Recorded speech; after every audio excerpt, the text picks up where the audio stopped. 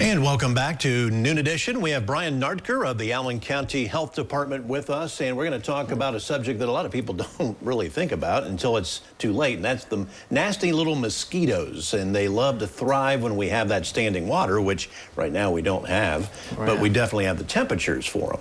Right, yeah, we've been pretty lucky beginning of June so far that it was so dry. Where we're starting to see where we're getting, a rain shower and then some dry days, and that's kind of perfect for mosquitoes to start breeding and becoming more of a nuisance.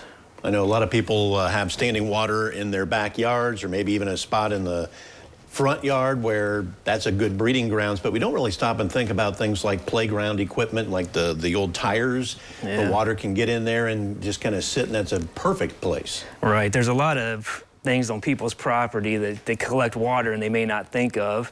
And that's really what we try to, I guess, get the message out. So anything like buckets, rimless tires that are laying around, get those things inside because they will collect water.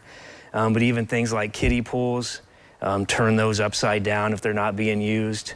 But bird baths, once a week, that's about the life cycle for a mosquito. Empty those out once a week, and you should be good.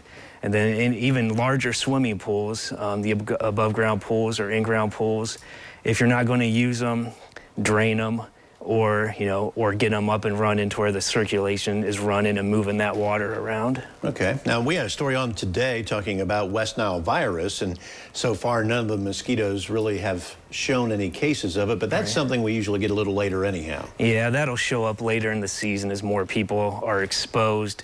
Then you're going to see those cases, rise as the summer goes on. Something else you wanted to talk about was the ozone action days, and we see those a lot in August, late July, when the temperatures are really in the 90s and sweltering outside. Yeah, I anticipate later in, like you said, July or August, we'll start getting those ozone action days called. And basically the emissions from gasoline-powered equipment, lawnmowers and cars, those emissions react with the sunlight, and when the weather conditions are right, it forms that ground level ozone that's hard for people with breathing problems and such. A lot of us who don't have those breathing problems, we think, well, what am I worried about? It's an ozone action day. Yeah. But by not running that lawnmower and by not maybe making that commute to the grocery store and walking instead, you really are going to help everybody. Yeah, like I said, it helps your neighbor that has the breathing problems that you may not even know about. And then if we do have consistently high levels of ozone, the EPA could designate Allen County as a county where we have to do the E-checks on the cars. So there is, a potential ramifications for everybody. We are a long way from that. Our levels of ozone are pretty decent. And even when we have ozone action days, we do kind of creep up, but we don't ever get to where it's high enough consistently where we would reach that threshold. But we definitely don't want to get to that level. And if anybody has any concerns about mosquitoes or the ozone action days, how can they reach out to you guys? Yeah, they can call the Allen County Health Department, ask for someone in the environmental division.